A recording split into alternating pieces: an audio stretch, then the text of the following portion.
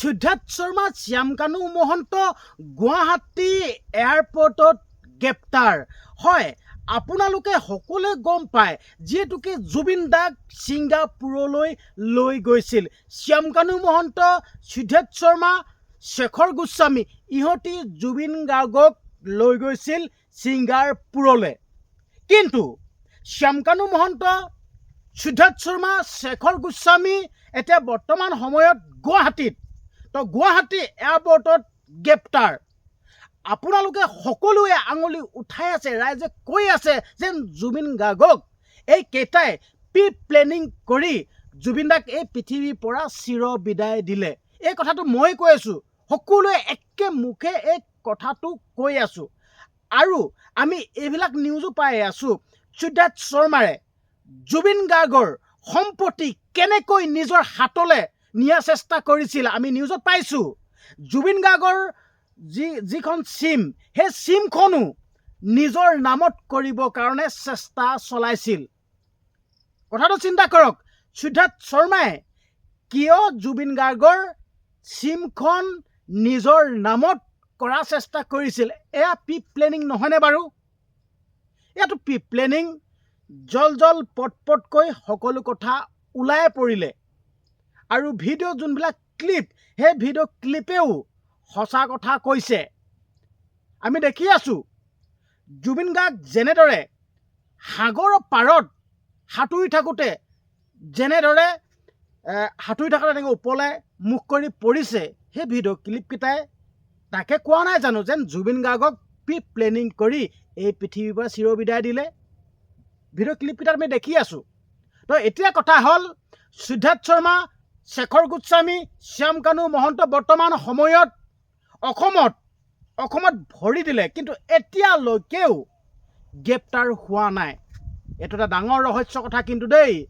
এতিয়ালৈকে শ্যামকানু মহন্ত, সিদ্ধাৰ্থ শৰ্মা, শেখৰ গোস্বামী এতিয়ালৈকে গ্ৰেপ্তাৰ হোৱা নাই। কাৰ আশীৰ্বাদ আছে? কোনে ৰক্ষণাবেক্ষণ দিছে? কাৰ আশীৰ্বাদত আজিলৈকে শ্যামকানু মহন্ত, শেখৰ গোস্বামী, সিদ্ধাৰ্থ শৰ্মা গ্ৰেপ্তাৰ হোৱা নাই? কাৰ আশীৰ্বাদ আছে? কোনে ৰক্ষণাবেক্ষণ দিছে? এইটো এটা ডাঙৰ কথা।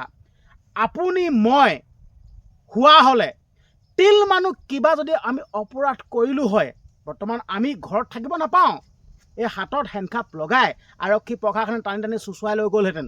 কিন্তু আমাৰ অসমৰ এজন অসমৰ সম্পদক যদি ধ্বংস কৰি দিলে, অসমৰ সম্পদ শেষ কৰি পেলালে, ইমান এটা ডাঙৰ অপৰাধ কৰিলে, কিন্তু আজিলৈকে এই কেইজন গ্ৰেপ্তাৰ নহ'ল।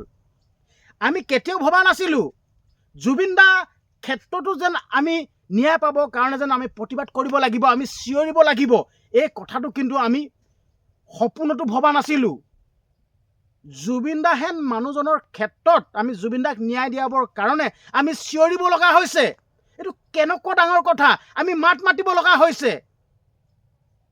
অসমবাসী ৰাইজ মনত ৰাখি থওক, আপুনি মই বা আন কোনোবা যদি কিবা হয় নহয়, তেতিয়া ন্যায় পোৱাটো ডাঙৰে কথা। বাকীখিনি নকওঁগৈ আৰু জুবিন দাৰ ক্ষেত্ৰতেই আমি এনেকুৱা দেখিছোঁ, আমি চিঞৰিব লগা হৈছে, ৰাজপথত ওলাই আহিব লগা হৈছে। কথাটো মন কৰিব। আৰু সেইকাৰণে আমি ক'ব বিচাৰিছোঁ জুবিন দাক আমি ন্যায় দিয়াবই লাগিব। Justice for Zubeen Garg. সকলোৱে কমেণ্ট কৰক, #justice for Zubeen Garg comment কৰক। আমি যদি জুবিন দাক ন্যায় দিয়াব নোৱাৰোঁ, এইটো কিন্তু বহুত ডাঙৰ কথা হ'ব। সিহঁতি মুক্ত আকাশৰ তলত খোজ দিলেহি, অসমৰ ভূমিত এতিয়ালৈকে গ্ৰেপ্তাৰ কিয় হোৱা নাই? এইটো এটা ডাঙৰ প্ৰশ্ন। আজি ইমান কেইটা দিন গুচি গ'ল। মাননীয় মুখ্যমন্ত্ৰী হিমন্ত বিশ্ব শৰ্মা ডাঙৰীয়াদেৱে কৈছিল যেন জুবিন দাক শেষ মুহূৰ্ত, শেষ সময়ছোৱাত ভালছে শান্তিপূৰ্ণভাৱে বিদায় দিল। তো মাননীয় মুখ্যমন্ত্ৰী হিমন্ত বিশ্ব শৰ্মা ডাঙৰীয়াদেৱৰ কথা আমি মান্তি হ'লোঁ। মাননীয় মুখ্যমন্ত্ৰী হিমন্ত বিশ্ব শৰ্মা ডাঙৰীয়াদেৱেও তেনেকৈ ক'লে। কিন্তু এতিয়াতো ফুল্লি তদন্ত হ'ব লাগে, কিন্তু কিয় হোৱা নাই? আমি মানিলোঁ মাননীয় মুখ্যমন্ত্ৰী হিমন্ত বিশ্ব শৰ্মা ডাঙৰীয়াদেৱে আমি কোৱা কথাটো আমি মানিলোঁ, কিন্তু এতিয়াতো তদন্ত হ'ব লাগে। মুকলি আকাশৰ তলত গুৱাহাটীত আহি উপস্থিত হৈছে বুলি কোৱা শুনিছোঁ। তো মই সেইকাৰণে ষ্টাৰ্টিঙতে আপোনালোকক কৈছিলোঁ যেন শ্যামকানু মহন্ত, সিদ্ধাৰ্থ শৰ্মাক গুৱাহাটী এয়াৰপৰ্টত গ্ৰেপ্তাৰ। আচলতে এই খবৰটো পাব লাগিছিল এতিয়ালৈকে, যেন হেৰি এয়াৰপৰ্ট আহিল, সিহঁতক আৰক্ষীয়ে গ্ৰেপ্তাৰ কৰিল, এই খবৰটো আহিব লাগিছিল। কিন্তু খবৰ আহি আছে কি, যেন শ্যামকানু মহন্ত, সিদ্ধাৰ্থ শৰ্মা বৰ্তমান সময়ত গুৱাহাটী এয়াৰপৰ্টত। মানে সিহঁতি কিবা অনুষ্ঠান কৰিবলৈহে আহিছে যেনিবা। তো এতিয়া খবৰবিলাক তেনেকৈ ওলাই আছে। সিহঁতি অনুষ্ঠান কৰিবলৈ আহিছে, ধুনীয়াকৈ মজাকৈ অনুষ্ঠান কৰিবলৈ আহিছে, খবৰবিলাক দি আছে। তো এনেকুৱাহে আমি খবৰটো পালোগৈ। এতিয়া আমি খবৰ পাব লাগিছিলে কি, যেন অসমৰ ভূমিত খোজ পেলোৱাৰ লগে লগেই সিদ্ধাৰ্থ শৰ্মা, শ্যামকানু মহন্তক আৰক্ষীয়ে গ্ৰেপ্তাৰ কৰিলে। এই খবৰটোহে পাব লাগিছিল। আমি কি খবৰ পাব লাগিছিল, পাই আছোঁ কি? আমি পাই আছোঁ শ্যামকানু মহন্ত, সিদ্ধাৰ্থ শৰ্মা অসমৰ ভূমিত খোজ পেলালে, অনুষ্ঠান কৰিবলৈ আহিছে, ৰঙালী মেলা পাতিছে। তো তেনেকুৱা নিচিনা হৈ আছে কথাটো। আমি কি খবৰ পাব লাগিছিল, খবৰ পালোঁ কি? আমি এটাই কথা ক'ব বিচাৰিছোঁ, জুবিন দাৰ ক্ষেত্ৰত কিন্তু আমি পাছ সৰকি নাথাকোঁ। জীৱন দি দিম, এইটোৱে ক'লোঁ, জীৱন দি দিম। জুবিন দাৰ কাৰণে মৰিবলৈ সাজু আছোঁ, জীৱন দি দিম, এইটোৱে ক'লোঁ। কেতিয়াও পিছ হুহুকি নাহোঁ, প্ৰত্যেকটো কথাত মাত মাতি যাম। জাষ্টিছ ফৰ জুবিন গাৰ্গ, জুবিন দাই ন্যায় পাবই লাগিব, এইটোৱে ক'লোঁ। মই মাত মাতি থাকিম যিদিনালৈকে জুবিন দাই ন্যায় নাপাব, সেইদিনাখনলৈকে মই মাত মাতি থাকিম। মোৰ নাম বিকাশ বক্সা সোণোৱাল।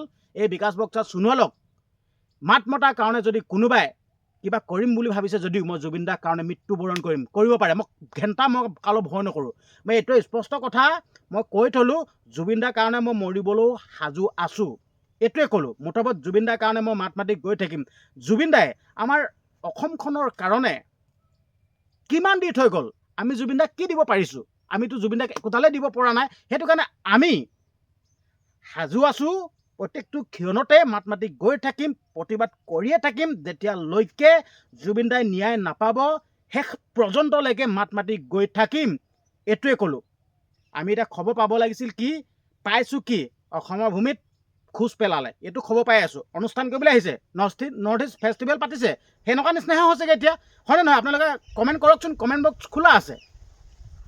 কথাটো এনেদৰে শুনিব লাগিছিল, যেন অসমৰ ভূমিত খোজ পেলোৱাৰ লগে লগেই শ্যামকানু মহন্ত, সিদ্ধাৰ্থ শৰ্মাক আৰক্ষীয়ে গ্ৰেপ্তাৰ কৰিলে, হাতত হেণ্ডকাপ লগাই, ঠিক আছে, কাঠ গঁড়ালত সোমোৱালে, বা এনেকুৱা ধৰণৰ কথাবিলাকে শুনিব লাগিছিল। আমি শুনি আছোঁ, এই অসমত আহিল, অসমত খোজ পেলালে। আৰে বাবা, এতিয়া ঘৰত সোমাব, অলপ দেৰি পাছত নিউজ পাব যে শ্যামকানু মহন্ত, সিদ্ধাৰ্থ শৰ্মা আৰামত ঘৰত সোমালে, ঘৰত আছে, এইটোৱে শুনিব।